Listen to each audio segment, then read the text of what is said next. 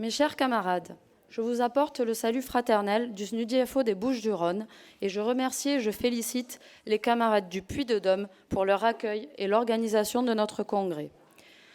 Le conseil syndical du SNUDIFO 13, réuni le 17 septembre, a vérifié la concordance entre le mandat confié au secrétariat national depuis le dernier congrès et l'activité de notre syndicat national à travers le rapport d'activité.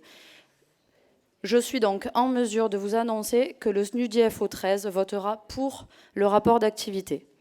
Nous remercions le secrétariat national pour l'ensemble des publications, des journaux, des 4 pages et des dossiers spéciaux. Autant de matériel efficace et apprécié que nous avons pu transmettre et diffuser dans nos écoles et auprès de nos collègues. La syndicalisation du SNUDIFO 13 poursuit sa progression, plus 35% par rapport au dernier congrès. Et j'ai le plaisir de vous annoncer que nous venons de passer la barre des 500 depuis hier.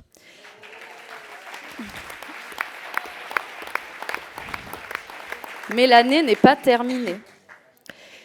C'est par les tournées sur le terrain, la tenue de plus d'une centaine de RIS sur l'année scolaire précédente, par la constitution de notre réseau de délégués de secteur qui quadrille tout le département, que nous sommes parvenus à ce résultat. Les collègues se tournent vers le syndicat qui se positionne clairement et défend leurs revendications, et ils renforcent ensuite nos instances. Je vais intervenir sur 3 exemples concrets de notre activité syndicale. Tout d'abord, la problématique de l'inclusion forcée. C'est un constat que nous partageons tous. Depuis l'application de la loi Monchamp et la loi de refondation de l'école, l'inclusion systématique par défaut crée des problèmes redoutables. Depuis l'année dernière, nous avons reçu des témoignages accablants de collègues en école maternelle, élémentaire, en Ulysse, qui font état de la dégradation de leurs conditions de travail, liées en particulier à l'inclusion scolaire. Nous intervenons systématiquement pour les défendre en les invitant à remplir les fiches SST, DGI, pour que les CHS soient mobilisés, en demandant des audiences auprès du DAZEN, jusqu'à ce que l'institution trouve une solution pour faire cesser le danger grave et imminent.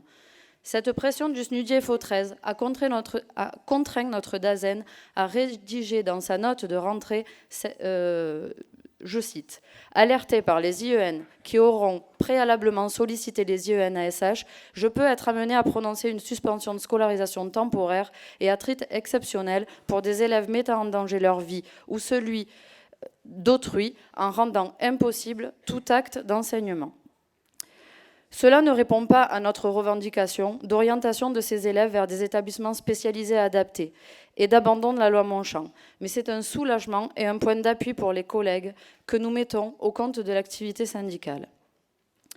Nous serons d'ailleurs reçus en audience à ce propos le 7 novembre pour défendre les collègues en Ulysse qui ont subi des pressions de CPC quand ils ont demandé de l'aide. Autre exemple, avec les opérations de la carte scolaire. Malgré un calendrier très serré imposé par l'administration avec des documents reçus durant les vacances et un CTSD qui se tenait le lundi de la rentrée, le SNUDIFO 13 a été le seul syndicat à organiser la mobilisation des collègues par la grève et les rassemblements devant les DSDEN. 2 écoles s'en sont saisies pour fermer et venir manifester avec les parents d'élèves. Nous avons défendu les dossiers et le DAZEN a été contraint d'annuler la mesure de carte scolaire qui les menaçait. La semaine suivante, lors du CTSD de repli, la position claire de notre revendication de non-fermeture de classe, d'ouverture de toutes les classes nécessaires, a contraint le SNUEPP à nous rejoindre et nous avons encore pu obtenir l'annulation d'une fermeture de classe mobilisée ce jour-là. C'est bien la preuve que quand la revendication est claire et légitime, la mobilisation des collègues avec leur syndicat paie. J'allais parler du mouvement, mais je vais conclure, étant donné qu'il nous reste 1 minute, pour revenir sur, évidemment, les retraites. Comment 40 secondes maintenant, exactement. Donc, à l'heure où je vous parle, des motions sont en train d'être signées par des collègues lors de RIS dans des écoles, avec la revendication claire de retrait du projet de loi Macron de Levoy et le maintien des 42 régimes, dont le Code des pensions civiles et militaires. Et évidemment, pour préparer la grève jusqu'au retrait à compter du 5 décembre.